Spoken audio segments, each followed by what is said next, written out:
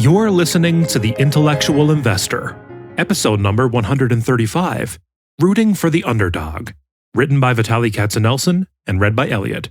To read this article online or to listen to more episodes, visit investor.fm.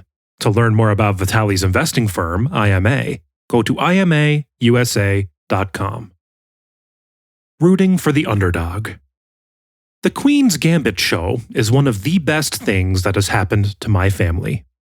I wrote a long essay on the subject that you can read at a link in the show notes, so this is a follow-up. Hannah, 15, watched the movie late last year and started playing chess. She even got a chess teacher.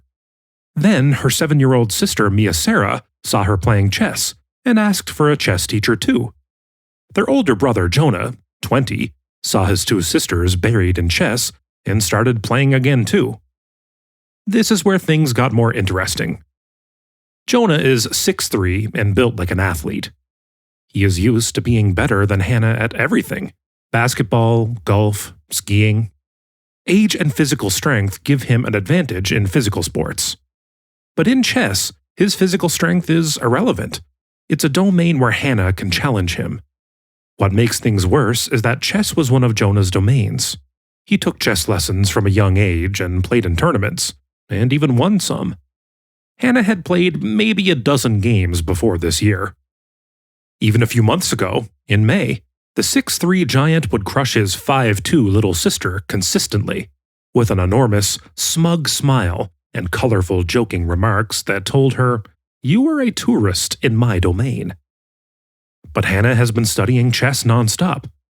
Most importantly, she has been deliberately playing 10 to 15 games a day.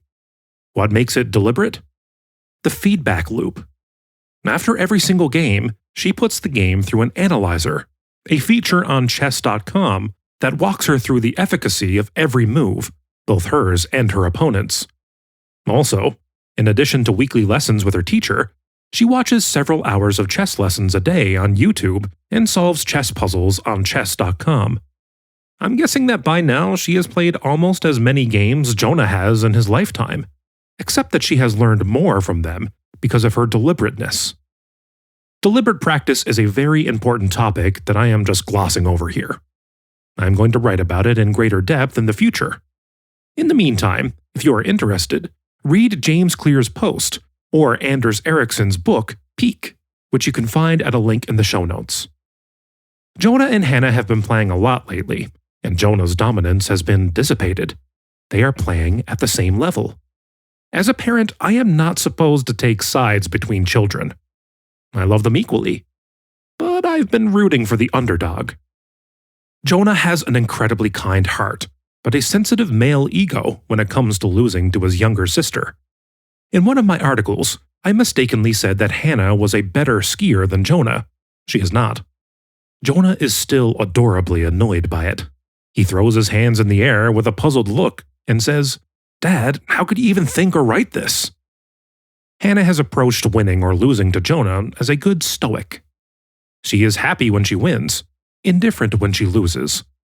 Stoics call this positive preference. I'd rather be rich than poor, but either outcome is fine with me. I think in a few months, Hannah will be consistently crushing Jonah in chess. I may start rooting for Jonah soon. Both kids are equally smart. Hannah simply has more time on her hands. Jonah is going to CU Boulder this fall. He'll be living on his own, taking a full load of classes, and enjoying a busy college social life. And Hannah takes chess a lot more seriously than Jonah. As I am writing this, I have a big smile on my face. I love seeing this very friendly sibling rivalry. Most importantly, chess is bringing them together. They are playing each other on chess.com even when they're apart.